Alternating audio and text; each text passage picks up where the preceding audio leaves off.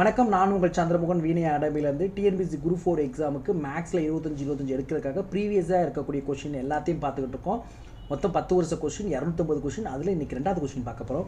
So இதில் என்ன கேட்டிருக்கான்னா, highest common factor கேட்டுருக்கான், அதாவது மீ பெரு பொது காரணி. ஸோ இப்போ நம்ம என்ன செய்ய போகிறோம், இந்த 3 நம்பரையும் வரிசையாக அரேஞ்ச் பண்ணுறோம். 25 பி சி பவர் 4, இங்கே டி பவர் 3. அதே மாதிரி அடுத்ததில் என்ன இருக்குது, 35 B square C power 5, D கிடையாது. ஸோ அடுத்தது 45 பி இல்லை, சி வந்து 3 சி இருக்குது, டி வந்து 1 இருக்குது. ஸோ அப்போ இதில் 2 இருக்குது, மீ பெரு பொது காரணின்னு ஒன்று இருக்குது. அதாவது நம்ம என்ன செய்ய போகிறோம், ஹெச்சிசிஎஃப்னு சொல்லுவாங்க, ஹையஸ்ட் காமன் ஃபேக்டர் இங்கிலீஷில்.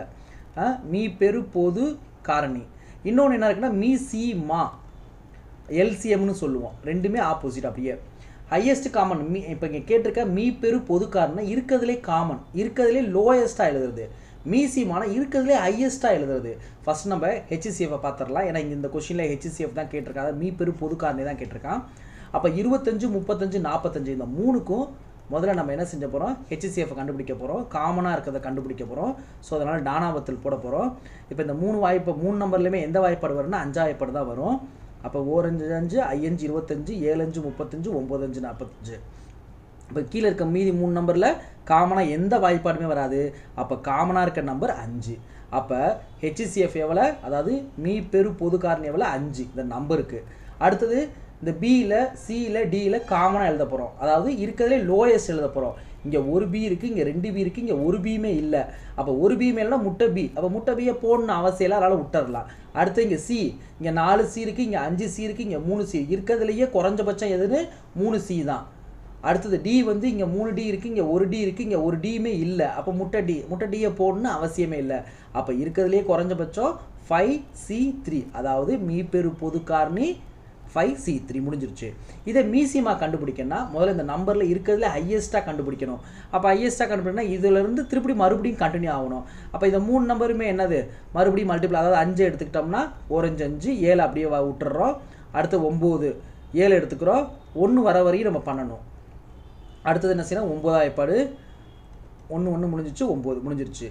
அப்போ இது எல்லாத்தையுமே மல்டிப்ளை பண்ண போகிறோம். மல்டிப்ளை பண்ணால் 5 25, அடுத்தது 9 7 63, 9 × 7 63. இப்போ 2 இது மல்டிப்ளை பண்ணலாமா, அப்போ 63 மல்டிப்ளை பண்ண போகிறோம்.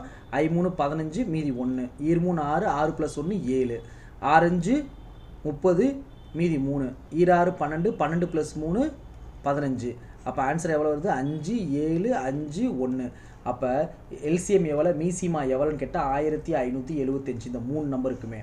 அப்புறம் எழுத்துக்களில் இருக்கிறதுல அதிகபட்சம் பார்க்க போகிறோம். இங்கே முட்டை பி இருக்குது, இங்கே 2 பி இருக்குது, இங்கே ஒரு பி இருக்குது. அப்போ இருக்கிறதுலே அதிகபட்சம் 2 பி ஸ்கொயர்.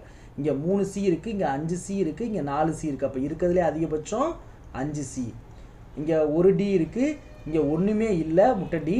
இங்கே எத்தனை டி இருக்குது, 3 டி இருக்குது. அப்போ அதிகபட்சம் என்னது, டி கியூப் 3 டி. அவ்வளோதான். இருக்கிறதுலே அதிகபட்சம்னா எல்சிஎம்மு, இருக்கிறதுலே குறைஞ்சபட்சம்னா ஹெச்சிசிஎஃப். அதாவது தமிழில் மீ பெரு பொது காரணினா இருக்கிறதுலே குறைஞ்சபட்சம், மீச்சிறு பொது மடங்குனா இருக்கிறதுலே அதிகபட்சம். அவ்வளோதான். இந்த சம் எங்கே இருக்கும்னு கேட்டிங்கன்னா 10th புக்கில் 3வது சாப்டரில் 2வது எக்ஸசைஸில் இருக்குது. ஸோ 2வது எக்ஸசைஸ்லேருந்து ஆரம்பித்து 2 3 4 5 வரையும் ஆரம்பிக்கும். இந்த எக்ஸசைஸ் எல்லாமே இந்த ஹையஸ்ட் காமன் ஃபேக்டர் எல்சிஎம் இந்த 2 சம்மந்தமாக தான் இருக்கும். ஸோ 10th புக்கை பாருங்கள், அதிகமான சம்ஸ் இருக்குது, அந்த சம்மெல்லாம் ப்ராக்டிஸ் பண்ணி பாருங்கள். தேங்க்யூ.